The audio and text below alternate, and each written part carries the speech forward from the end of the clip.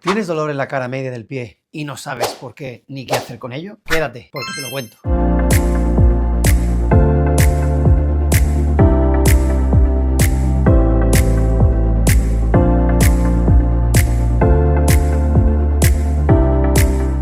Si estás en este vídeo es porque tienes dolor aquí, en la zona de la cara media del pie. Soy el doctor Enrique García Ruiz, especialista en podología deportiva, y vengo a contarte que puedes tener un síndrome de Müller-Weiss. En principio, esta patología es poco frecuente. Seguramente si ya has acudido a algún centro clínico, te han podido diagnosticar de manera errónea de alguna otra patología. Pero esta patología es bastante más común de lo que mucha gente piensa. Por ejemplo, el deportista de élite Rafa Nadal la ha sufrido varias veces durante su carrera. Es cierto que el origen de esta patología, que no es más que una lesión en este hueso llamado escafoide o navicular del pie, tiene una controversia científica bastante amplia. Por un lado se piensa que no es más que en los pacientes adultos una osteonecrosis, es decir, una muerte o fallo óseo del hueso escafoide.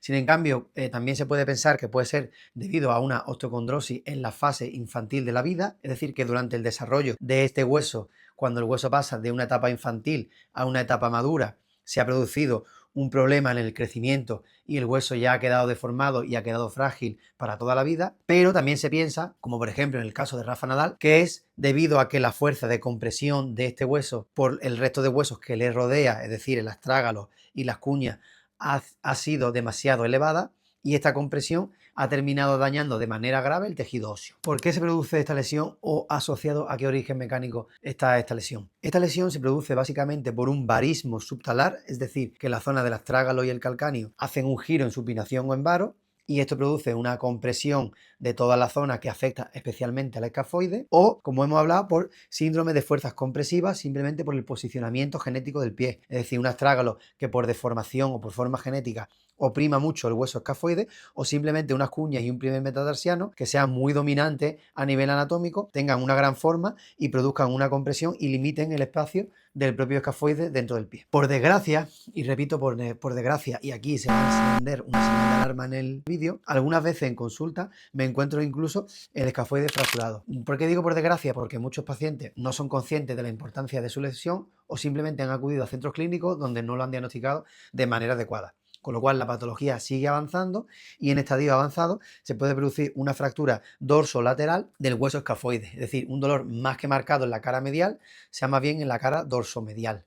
En esta zona el escafoide puede llegar a fracturarse y a partirse en dos, debido a que las fuerzas compresivas siguen continuando y el hueso cada vez está más debilitado. Antes de explicar lo importante del vídeo, que es el tratamiento de esta patología, en el caso de que me estés viendo y creas que puedas tener esta patología, decir que es clave en el diagnóstico saber en qué estadio estamos, ya que en un estadio inicial el tratamiento irá encaminado a un determinado tipo de tratamiento y sin en cambio en estadio avanzado irá encaminado a otro tipo de tratamiento, llegando incluso, como he comentado antes, a la fractura dorsolateral del escafoide, el cual ya sería incluso otro tratamiento mucho más complejo. Con lo cual es muy importante, antes de abordar esta patología, tener claro su diagnóstico, que ya digo, está infradiagnosticada y mal diagnosticada, y tener claro en qué fase o en qué estadio de la patología estamos para marcar muy bien las pautas a seguir en el tratamiento. Y ya sin más dilación, vamos a explicar cuáles son las diferentes opciones de tratamiento para esta patología. Voy a parar un momento, no voy a explicar el tratamiento, voy a especificar que para el diagnóstico, para mí, es muy clave las pruebas de imagen. Lógicamente, la resonancia magnética es la prueba de imagen que nos da una mejor información de en qué fase se encuentra nuestro escafoide y cómo está de dañado. Pero bueno, en un diagnóstico inicial, para hacernos saltar la alarma de que podemos tener esta patología, una radiografía también nos va a indicar bastantes cosas, e incluso una ecografía sobre la zona ya va a dar la señal de alarma de que ese escafoide no se encuentra en un estado saludable. Decir que el diagnóstico diferencial con otras patologías, es decir, con la patología que más se puede confundir es, bueno, primero con la fascitis plantar, porque aunque el dolor está un poco más metido en la zona media y en el arco, no tan metido en la planta del pie, pero bajo un ojo clínico con poca experiencia se puede confundir con facilidad, y también en tendinopatías insercionales del tibial posterior. Es decir, el tibial posterior es un tendón que pasa por aquí, pasa dándole la vuelta a lo que es la cara media del tobillo o el maleolo medial y se inserta en la zona del escafoide y la primera cuña, haciendo tracción sobre estos huesos y produciendo un dolor en esta zona.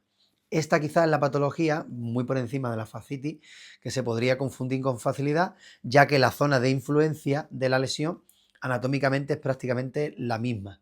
Con lo cual, con solo un diagnóstico clínico, es decir, escuchando al paciente, valorándolo, pero no un diagnóstico mediante pruebas de imagen, nos puede llevar a una confusión bastante fácil de esta patología. Con lo cual es muy importante marcar muy bien el diagnóstico diferencial con esta patología. Aprovecho para decirte, y te lo dejo aquí en pantalla, un enlace que te lleva a hacer ejercicios para la mejoría de la tendinitis del tibial posterior, ¿vale? Que es esta patología que te comento, que se puede confundir y que a lo mejor estás viendo este vídeo y es la que realmente tú tienes. Con lo cual, si crees que tienes la patología de un daño en el tibial posterior, accede al vídeo que te estoy dejando y así podrás ver ejercicios que te ayudarán a mejorar muchísimo con tu dolor. Venga, ahora sí, vamos al tratamiento de síndrome de Müller-Weill. El tratamiento va a diferenciar en dos partes. Primero, un tratamiento conservador para patología en estadios iniciales o en fases medias de la patología, que va a ser una plantilla rígida, ¿vale? Porque hay que mantener muy bien ese hueso y así ayudar a mejorar las fuerzas de compresión, es decir, que se descomprima la zona ósea para mejorar los síntomas, antiinflamatorio para mejorar temporalmente el dolor, fisioterapia, ya que hay que tratar con superinductiva, magnetoterapia y otro tipo de maquinaria que está especializada en tejido óseo para que este hueso mejore. Y también hacer un pequeño tiempo primero de reposo relativo hasta que no haya una mejoría clara de síntomas.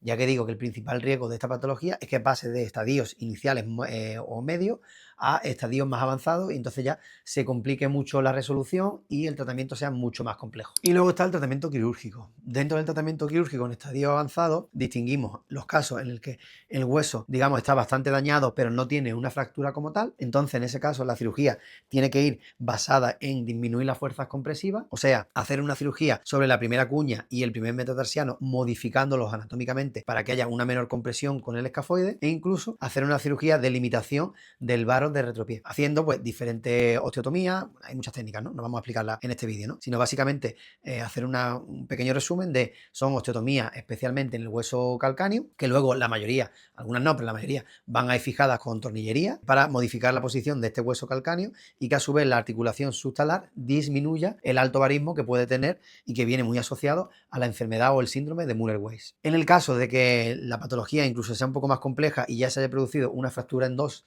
del escafoide, también durante el proceso quirúrgico hay que reparar estas fracturas poniéndole una pequeña placa que lo fije a la zona de las cuñas, especialmente a la segunda y tercera cuña, produciendo una fijación en triángulo que limite, bueno, que fije y una las dos partes para que el hueso pueda cicatrizar y que luego limite la movilidad de este hueso con las carillas articulares de la segunda y la tercera cuña. Esto también tiene muchas variantes y tiene diferentes opciones quirúrgicas, pero bueno, en un resumen, este sería más o menos la cirugía en caso de que ya hablamos de un estadio avanzado, que además se acompaña de una fractura del hueso navicular. Y ya por último, como hago en muchos de mis vídeos, te hago un pequeño tips de resumen de los puntos clave a tener en cuenta en esta patología. El primer punto clave, diagnóstico. Muy importante un diagnóstico, contra más inicial mejor y sobre todo un diagnóstico claro y conciso. Tener claro que estamos hablando de esta patología. El segundo punto clave, que está asociado al primero, el diagnóstico diferencial, es decir, no confundir con otras patologías. Más difícilmente confundible con fascitis, bastante fácilmente confundible con tendinopatías del tibial posterior, especialmente si son tendinopatías insercionales, entesopatías, para ser más exacto en el término clínico. Tercer punto, saber una vez que tenemos claro el diagnóstico en qué estadio estamos. Si todavía estamos en un estadio conservador, es decir, en un estadio inicial o medio y el tratamiento conservador nos va a funcionar muy bien,